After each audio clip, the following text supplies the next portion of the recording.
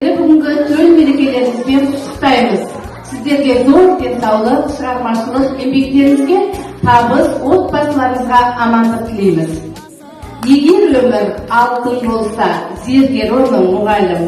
Егер өмір теңіз болса, гауһары оның мұғалім. Егер өмір жүзік болса, оның көзі мұғалім.